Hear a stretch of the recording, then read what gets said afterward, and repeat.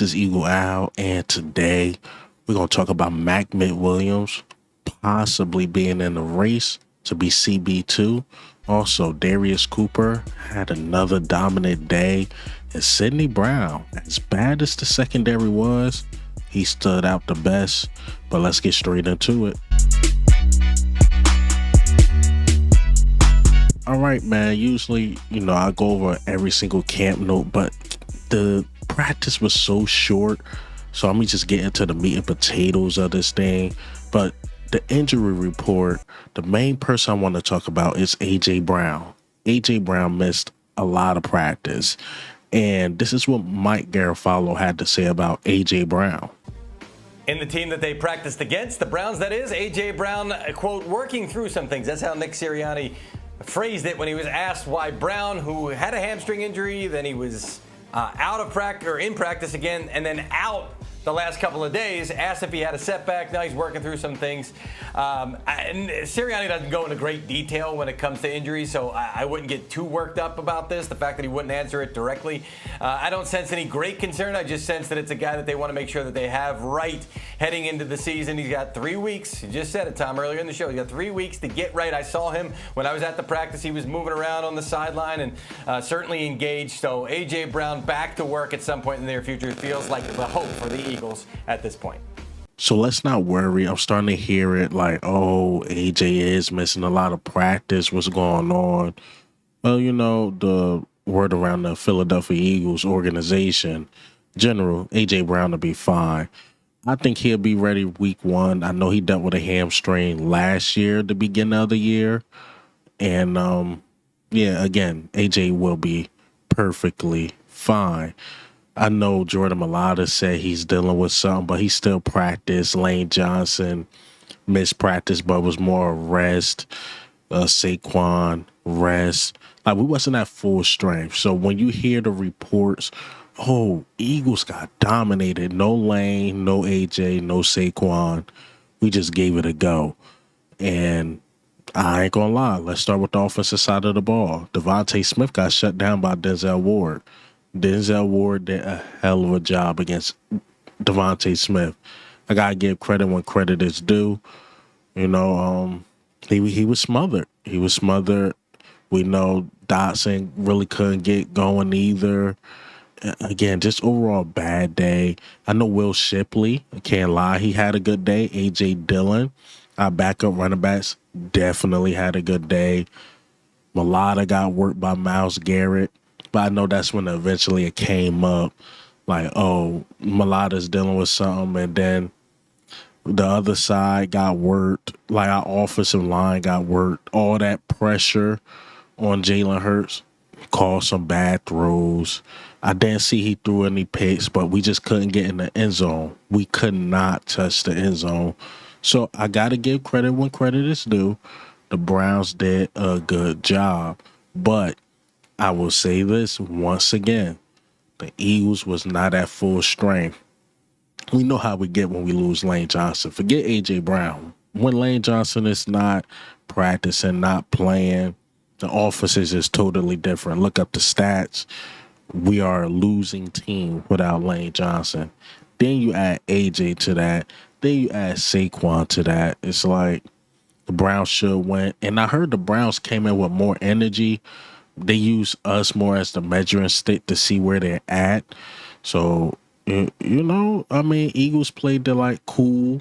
They was going crazy. Jerry Jeudy and those guys, we played they cool. But I want to talk about the positive of offense, and that was Darius Cooper. Darius Cooper, he was the one that almost got a touchdown.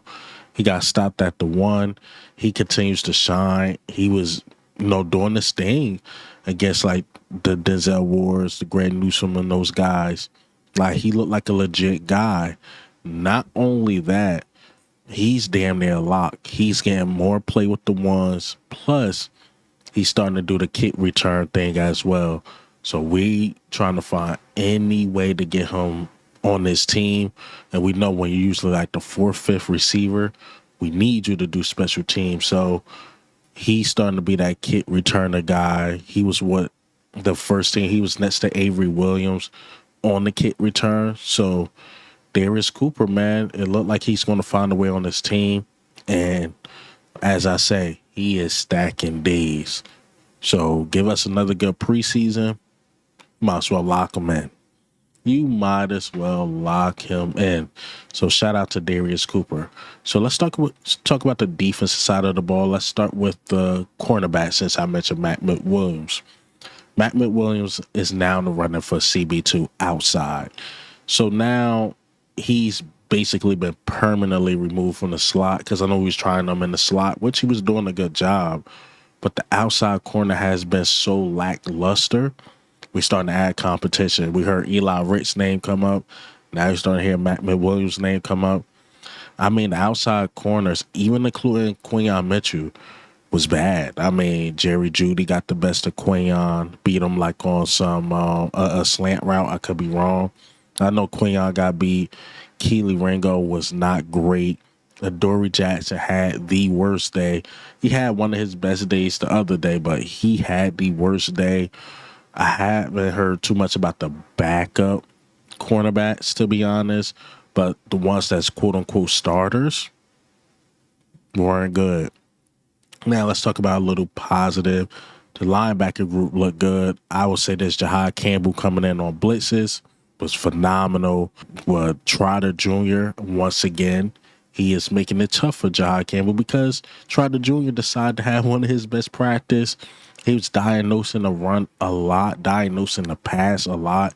He just see things before it happens, and that's Trotter Jr.'s super strength. He had that since he was a rookie, but if he's executing, making the hits, Trotter Jr. could be a great linebacker in this league. But those two was dominant. Zach Bond was Zach Bond, so the linebacker group was perfectly fine. The defensive line, haven't heard too much, but I heard Joshua Osha had a tackle for loss. He looked good. He's starting to look like the main rotational piece, like he's going to get a lot of playing time. So Joshua Osha continues to do his thing. Like I said, the overall defense wasn't that great, even including Reed Blankenship. Reed Blankenship could not cover Njoku. Njoku made Reed Blankenship look bad. I think even the Cleveland Browns posted something where Reed was just getting beat by Njoku. You know, again, man, they got the best of us. But I will say this. The guy we worried about the most, everybody was saying that before, the season started, like, oh, Sidney Brown this, Sidney Brown that, and people still saying it to this day. I will say this, Sidney Brown had one of his best days in camp, stopping the run, tackle for loss, sack, forcing fumbles. Like, yo, he was playing and balling out of his mind. Sidney Brown looked like the best defender out there. Him and Trotter Jr. had one of their better days. So Sidney Brown, man, he's trending up. Go read as much articles. There's something my notes guy gave me. Read as much articles as you want. Tweets. Everybody's saying the same thing. Yeah, Sidney Brown might have locked up that spot. And no knock on Andrew McCuba, but as Reed Blankenship was struggling with the tight ends, so was Andrew McCuba. Remember Harold Fanning Jr.? A lot of you guys wanted. He went to the Browns, and he made Andrew McCuba look bad. Now, Andrew McCuba caught a pick, I believe, like the last play of practice, like more off of a drop, which is good. That means he was there, right spot, caught the pick. That's what you're supposed to do. But overall, he's getting beat left and right, whereas though Sidney Brown was a lot more consistent against the Browns. Like I said, it was a very short practice. Like, those was the main notes I had. Let me know what you guys think inside of the comments on this one. Again, Sidney Brown had a great practice. Darius Cooper, even Trotter Jr. was balling out of his mind. Matt McWilliams, heard he got some reps, but haven't heard too much after that. He's just in the race now. So outside corner, as much as you guys harping on safety, outside corner is becoming like a pain in the neck. It's becoming a pain. But this is Eagle Owl, man. I'm out.